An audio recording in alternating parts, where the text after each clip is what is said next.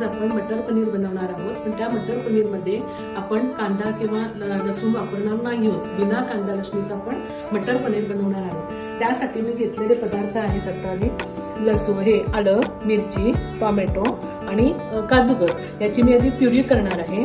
मी पनीर आहे तो भाजून घेणार नाहीये, कारण आम्हाला असाच पनीर आवडतो। त्याच्यासाठी तुम्हाला आवडतं तर तुम्ही तेलात फ्राय करून घेऊ शकता। आपण आधी पेस्टची तयारी तुम्हाला दाखवते, त्यानंतर मी फोडणीचं दाखवेन। आता मी कढई तापत ठेवलेली आहे, त्या कढईमध्ये मी तेल घालणार आहे।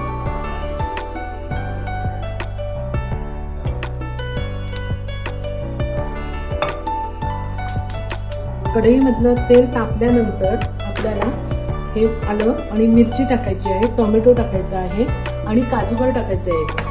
ऍक्च्युअल ह्या प्रमाणाला तुम्ही 3 टोमॅटो आणि 12 ते 15 काजूगर घेऊन जरी केलं तरी ती पेस्ट चांगली होती। पण मी आज काजूगर जास्त घेतले, कारण मला ग्रेव्हीचं प्रमाण जरा जास्त करायचंय त्याच्यासाठी। नाहीतर 10 ते 12 काजूगर आणि 3 टोमॅटो मध्ये अतिशय सुंदर ग्रेव्ही होते।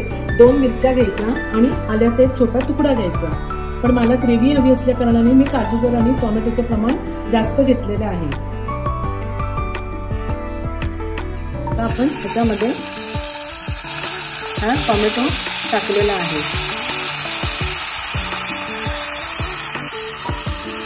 टोमॅटो मी चांगला भाजून घेणार आहे।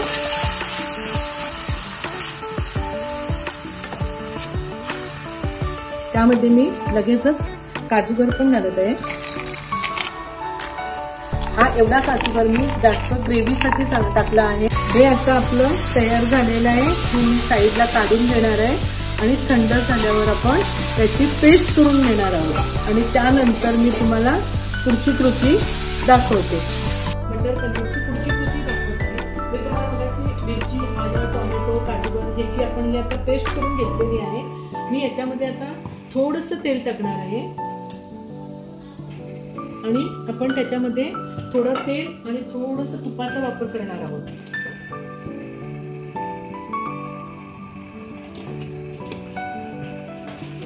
आणि यामध्ये मी हे चक्री फूल घेतलेली आहे, 1 चक्री फूल घेतलेला आहे तुकडे करून। ही दालचिनीचे तुकडे करून मी घेतलेले आहेत, टोटल 5। आणि मी अखंड वेलची न टाकता मी थोडीशी त्याच्यामध्ये वेलची पावडर टाकत आहे आणि हे मिश्रण मी आता याच्यामध्ये टाकते। हे परतून घेऊया चांगलं आणि त्यामध्ये आपण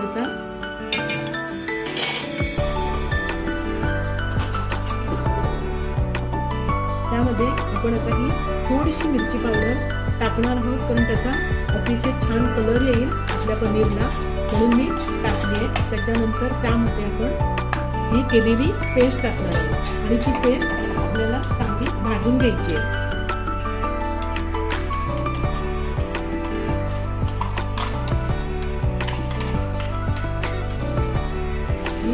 पनीरची पेस्ट आपण चांगली भाजून घेणार आहोत।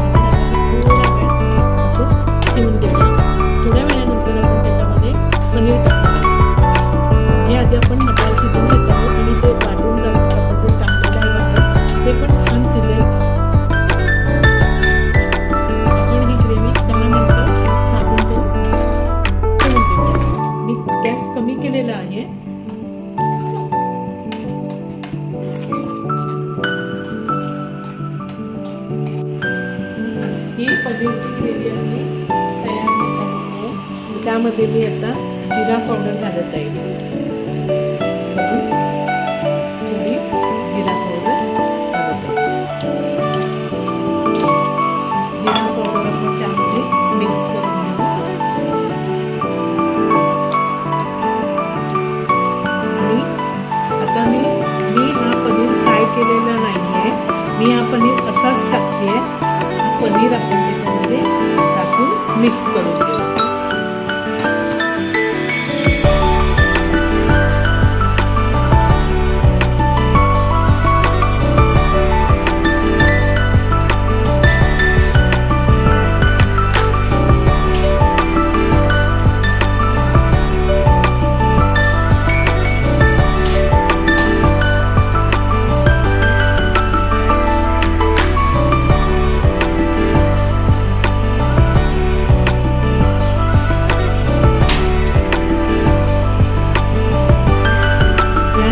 मीठ वगैरे मी सगळं टाकलेलं आहे. आणि त्यामध्ये आता थोडंसं पाणी घालू. आपलं पनीर तयार आहे. त्यामध्ये मी थोडीशी दुधावरची साय मी मिक्स करून घेतली आहे. ती मी याच्यामध्ये ॲड करत आहे. मी बाजारची नाही, घरची दुधावरची साय मिक्स करून घेतली होती आणि ती मी याच्यामध्ये ॲड करते. आणि आता मी वरून कसुरी मेथी ॲड करणार आहे.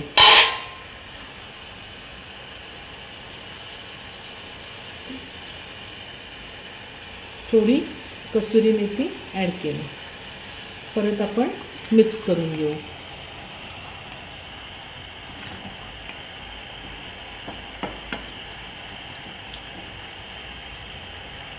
तुम्हाला बाजारचं क्रीम हवं असेल तर तुम्ही यूज करू शकता, पण मी बाजारचं क्रीम यूज करत नाही, म्हणून मी घरातल्याच दुधावरची साय आणि ते मिक्स केली चांगली थोडीशी दुधामध्ये आणि ते मी याच्यामध्ये मिक्स करून घेतलं आहे.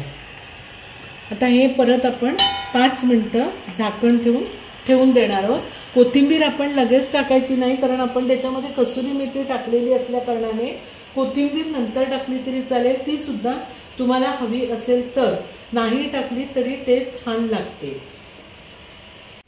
आता आपला पनीर तयार आहे, बघू शकता. बघा,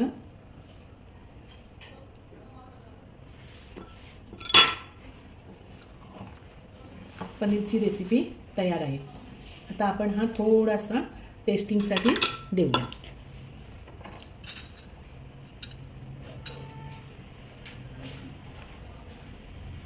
वरून याला मी थोडीशी कोथिंबीर टाकत आहे.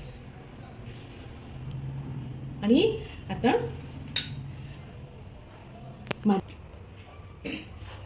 हा पनीर तयार आहे, आम्ही घेतलेला आहे. आज माझी मोठी बहीण, माझी मोठी ताई आलेली आहे आणि ती पदार्थ बनवण्यात खूप छान एक्सपर्ट आहे. मग आज तिला पनीर दाखवत आहे की मी बनवलेला पनीर तिला आवडतो की नाही.